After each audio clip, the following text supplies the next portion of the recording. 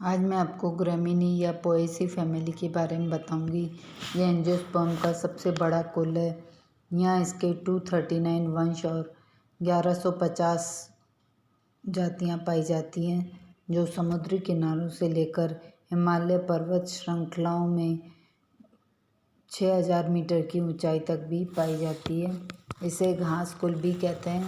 इसका systematic position है, इसकी division Angiospermae, sub division Monocotyledonae, series है ग्लूमेसी, फैमिली है ग्रैमिनी या पोएसी। अब इस ग्रैमिनी के विशिष्ट लक्षण इस प्रकार से हैं। अधिकांश सदस्य एक वर्षीय या बहुवर्षीय शाक होते हैं या वृक्ष इसके बहुत दुर्लभ होते हैं। तो जिनकी एक वर्षीय पादप मतलब 1 साल में उसकी लाइफ साइकिल पूरी होती है। 1 वर्षीय पादप वे होते हैं जो बीज अंकुरण से लेकर जीवन चक्र की संपूर्ण क्रियाएं 1 वर्ष में ही पूर्ण कर लेते हैं। बहुवर्षीय वे पौधे जो 2 वर्ष से अधिक में अपना जीवन चक्र पूर्ण करते हैं और इसमें वृक्ष जो है वो बहुत दुर्लभ पाए जाते हैं। जड़ें इसकी अपस्थानिक होती है और तना इसका खोखला होता है।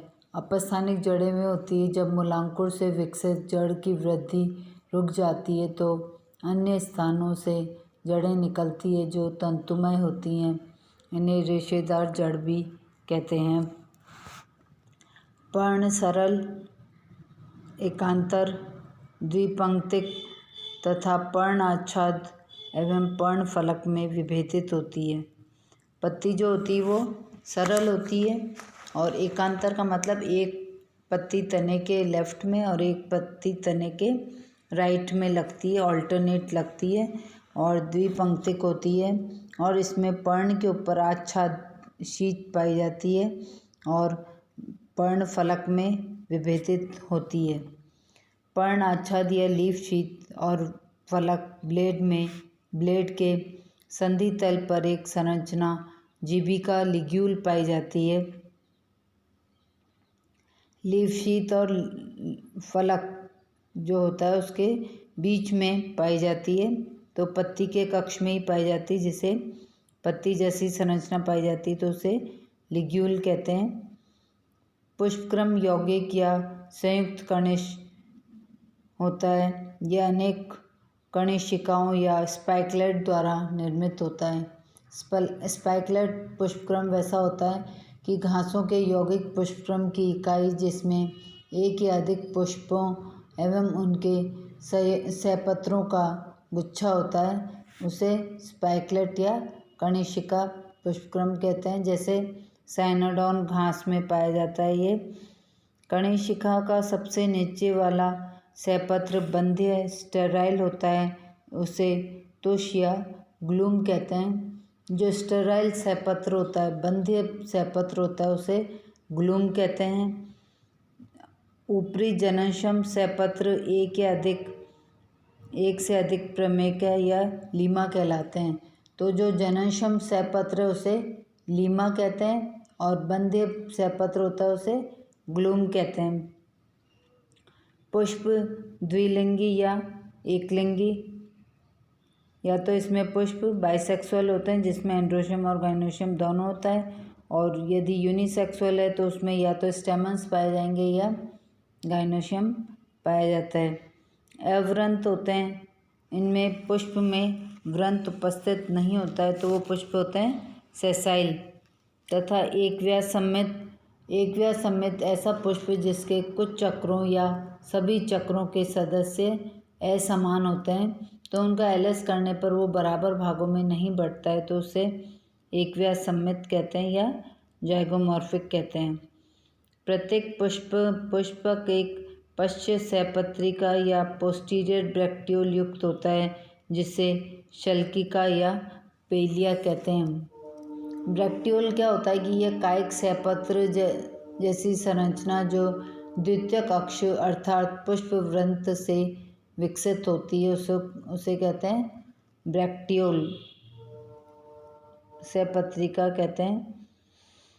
पुंकेसर प्राय 3 एवं मुक्त दोली होते हैं, वर्सेटाइल होते हैं। मुक्त दोली का मतलब जब पूतंतु परागकोश की पिछली सतह पर एक बिंदु पर संयुक्त हो, जिससे परागकोश मुक्त रूप से दोलन कर सकता है। अब इसमें जायंग 3 अंडपी ट्राइकार्पेलरी 3 अंडप वाले जायंग को कहते हैं 3 अंडपी। युक्त अंडपी जब अंडप जुड़े हुए होते हैं, यह इसको सिनकार्पस कहते हैं। एक कोष्ठीय मतलब एक कोष्ठ उपस्थित होता है। वित्तीय बीजांडन्यास, जो बीजांडन्यास होता है उसमें जो ओव्यूल्स लगे हुए होते हैं वो भित्ति से लगे हुए रहते हैं, तो उसे वित्तीय बीजांडन्यास कहते हैं।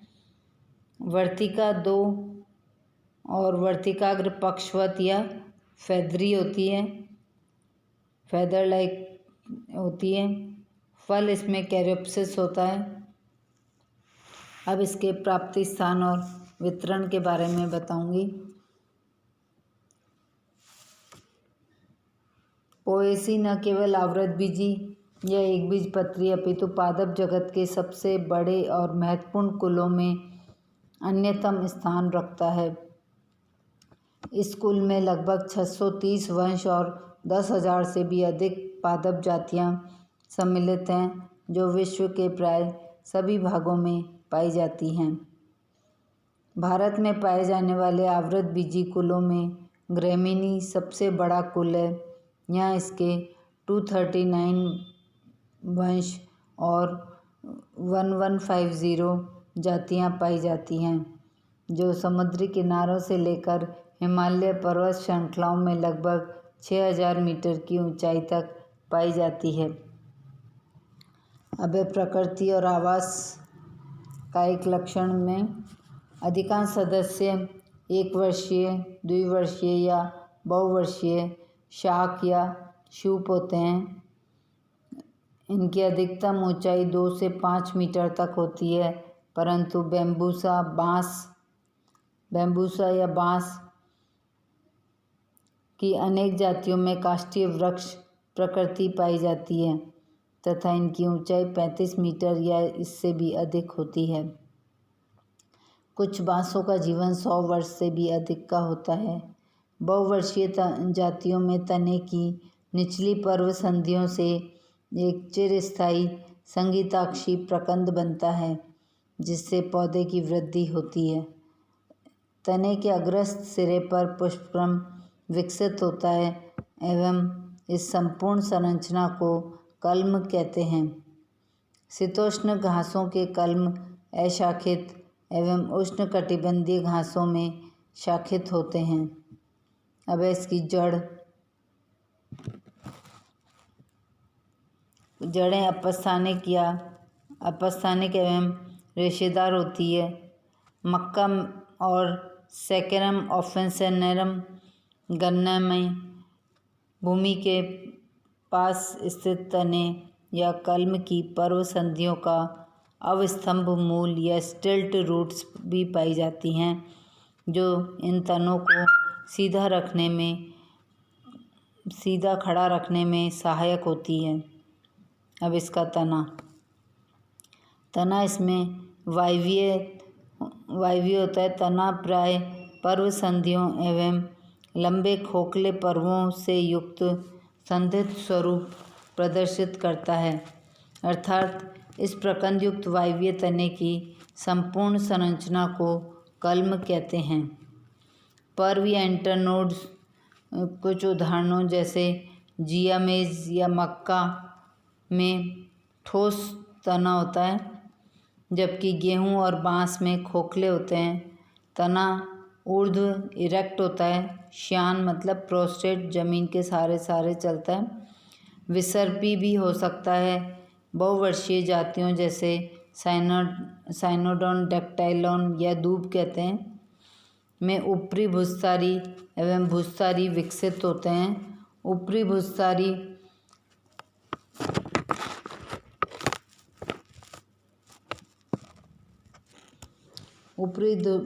से तात्पर्य है कि तना जो होता है वो दुर्बल श्यान भूमि की सतह पर फैला हुआ लंबे पर्व वाला तना, जिसकी पर्व संधियों से अपस्थानिक जड़ें निकलती है, जैसे दूब या साइनोडोन में। कुछ अन्य जातियों में अंत्यभूस्थारी या सकर्स भी विकसित होते हैं तथा प्रकंद एवं मूल स्कंद का निर्माण होता है। ये सभी संरचनाएं पौधे के कायिक जनन में सहायक होती है। इस कुल के अधिकांश सदस्यों में कुछ मुख्य अक्ष के आधार पर उपस्थित कलिकाएं पार्श्वीय शाखाओं में विकसित होती हैं। इन शाखाओं को तल शाखाएं कहा जाता है। वायवीय तने या कल्म के वायवीय भाग की बाह्य त्वचा के नीचे दृढ़ोत्तक की परतें उपस्थित होती हैं, जो इसे यांत्रिक दृढ़ता प्रदान करती है। पत्ती एकांतरित होती है, सरल एवं द्विपंक्तिक होती है तथा इसमें मुख्यतः समानांतर शिराविन्यास या पैरेलल वेनेशन पाया जाता है।